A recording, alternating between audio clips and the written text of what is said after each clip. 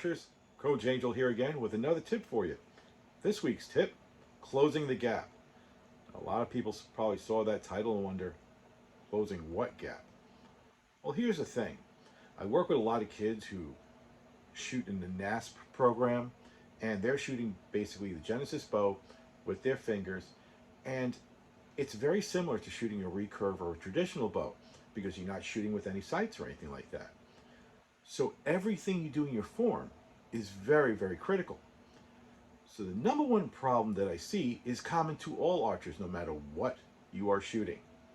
And this goes for compounders, recurvers, stick bows, traditional, you name it. And it's the gap. Now, since I work with a lot of kids, I have to simplify it so they can understand it. And I find that works with a lot of people. So I'll start it like this. If you take your arm and go like this, okay, and look back at it, where your forearm touches this part of your arm over here, that stays close together. I call that the hairpin or the clothespin. Now I'm dating myself by saying this, but back in the day when we used to hang out clothes to dry instead of putting them in a dryer, yeah, I'm old, I get it.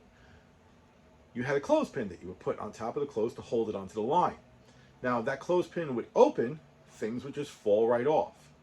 But if the clothespin was tight, it would keep it in line and nothing would fall off. It's very similar with that in archery. Because what happens is, when you draw a bow, you come to your anchor, this has got to stay stuck to your forearm here. Now in proper form, you're not pulling with your forearm. That's why it stays relaxed. And it doesn't make a difference if you have it like this or like this. I know heresy to some coaches, I don't care what you think. But here's the deal. When you have it like this, okay, the common problem that I see, and I'll just demonstrate here with a Genesis bow, that's what we always use, it's very easy to show, but basically it's like this. You come to your anchor, okay, now you see where I'm at, like my arm is very tightly tucked in over here. When I release, and I'm not going to dry fire the bow, don't worry, but when I release, if I release and this is open, I'm going to wind up with a shot wide to the left. If this is flying back like this, again, it kind of comes out of place, and you see how it's open here again, I'm going to wind up with a shot to the right. Same thing when you're using a release. If you're using a bow with a release, there is no difference. And I'll show you that right now. Watch. Now there's no arrow in here. I'm not going to fire it. But here, I bring it up. I'm at full draw. See how my arm, although it's at a different angle because it accommodates the release, it's still stuck together. When I fire and when I'm actually pulling, I'm not pulling with my forearm. That's what lets it stay there. If I pull with my forearm, there's a big time tendency to just let that fling out because you're pulling with the forearm, not pulling with the shoulder, which keeps all this together. There's no movement separating this out. So when we say close the gap, what we're talking about is very simple. Draw, whether you're using your fingers or you're using a release, however you want to do it. Keep this here. Relax your forearm. That's going to help you. Remember, with a relaxed forearm, I'm pulling with my shoulder. If I tighten my forearm, there's a tendency to pull not in a straight line. Remember, we always pull in a circular motion, but it actually makes it go straight. If I try to pull straight, not possible. I can't pull my shoulder out of the socket. But if I pull with my shoulder going towards my spine, it's actually a circular motion.